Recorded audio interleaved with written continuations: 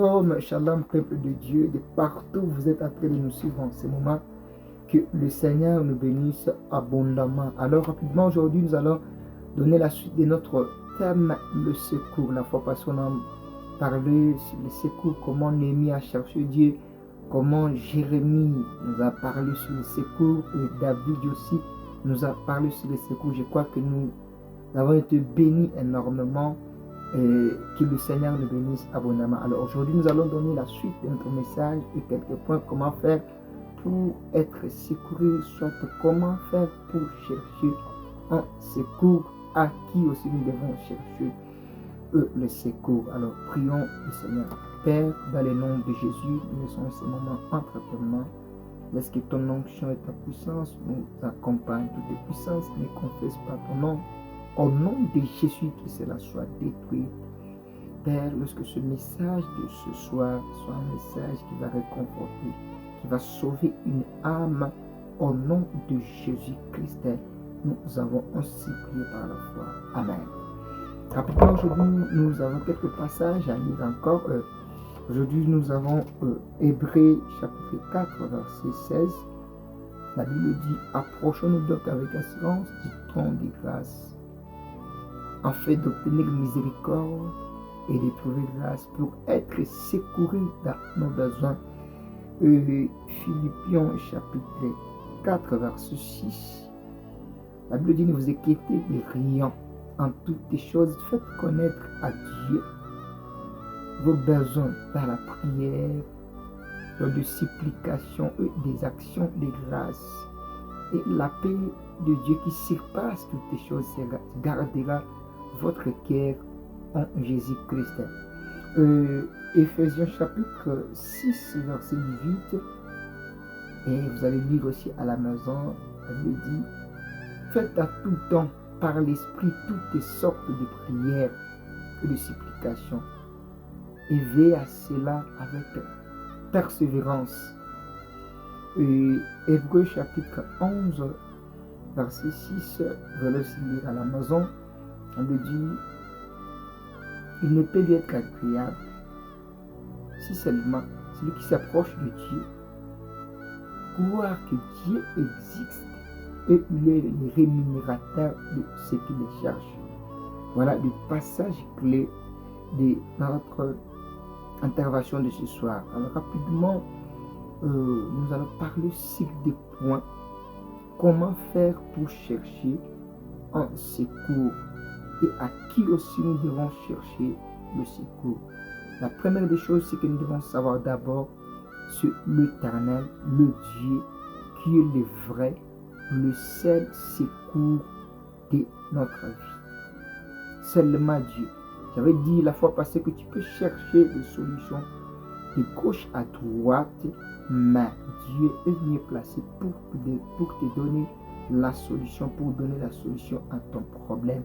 Les gens peuvent te dire, tu peux parfois trouver la solution, mais ça ne sera pas une solution durable.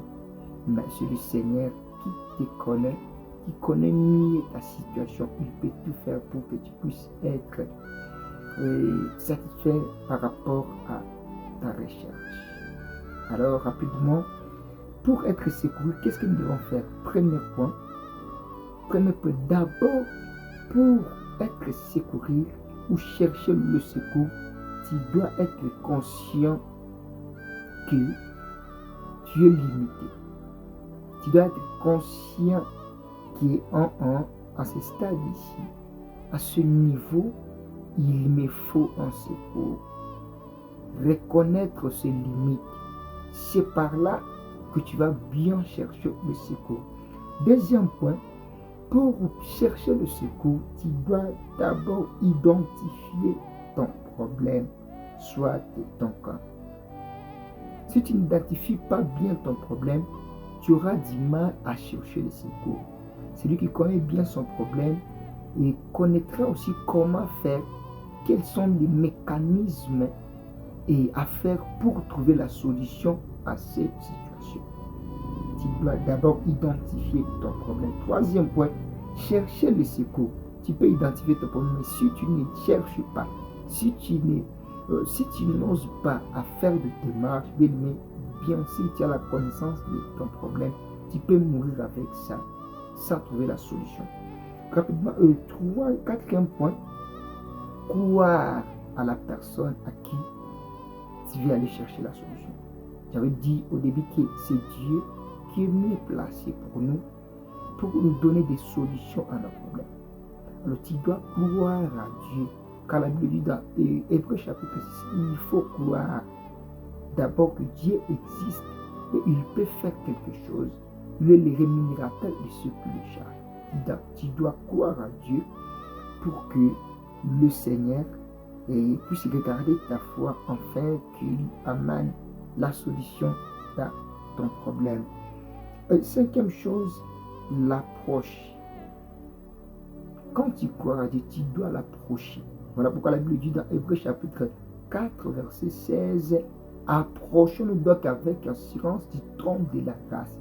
Tu dois t'approcher de Dieu pour chercher la solution à ton problème. Sixième chose, parler clairement. Il y a beaucoup de gens qui connaissent bien son problème, mais quand il arrive devant la solution, devant la personne à qui elle peut faire quelque chose dans sa vie, on lui demande, tu veux quoi? Il ne sait pas. Quand Bartimée avait rencontré Jésus, Jésus lui a demandé, qu'est-ce que tu veux? Directement, Bartimée avait dit, je vais voir. Alors tu dois exprimer clairement ta situation devant Dieu. Pas des hésitations, clairement, Père, je veux ça, regarde ça, regarde ça. Alors Dieu va intervenir tout en connaissant le besoin, ce que tu veux clairement que le Seigneur fasse pour toi. Septième point, l'expérience, tu dois espérer à une suite favorable, à un résultat positif. Alors, il y a des gens qui cherchent des solutions, mais quand on dit, oh, ça va, j'ai écouté, le Seigneur a écouté ta prière et il a déjà exaucé. Toi, tu doutes. Il faut avoir un esprit positif. C'est là aussi, il va faire en sorte que ta solution vient rapidement. Et huitième point, mettez toujours la volonté de Dieu au centre. Oh wow! Tu peux demander le mariage, tu peux demander la guérison, tu peux demander le voyage, mais dans la volonté parfaite de Dieu, Dieu ne voit pas d'abord le mariage, il voit autre chose. Donc tu vas toujours mettre en première position la volonté de Dieu. Même si tu pries, à la fin tu dis, Père, que ta volonté soit faite.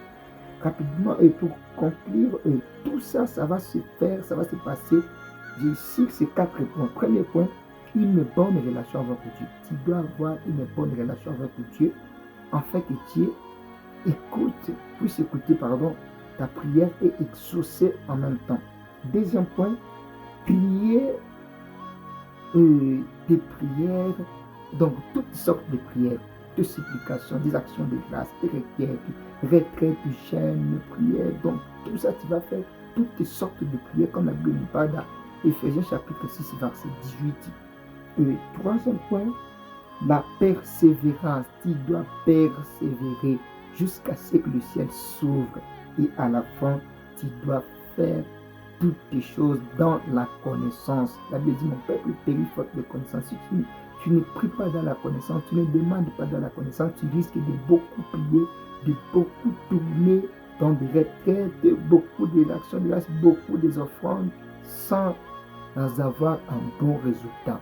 Tu dois avoir la connaissance de la parole de Dieu, la connaissance de Dieu, la connaissance de son problème, ce que tu veux réellement. Cela va faire en sorte que tu puisses trouver une solution à ton problème. Alors que le Seigneur nous bénisse, que le Seigneur nous fasse grâce.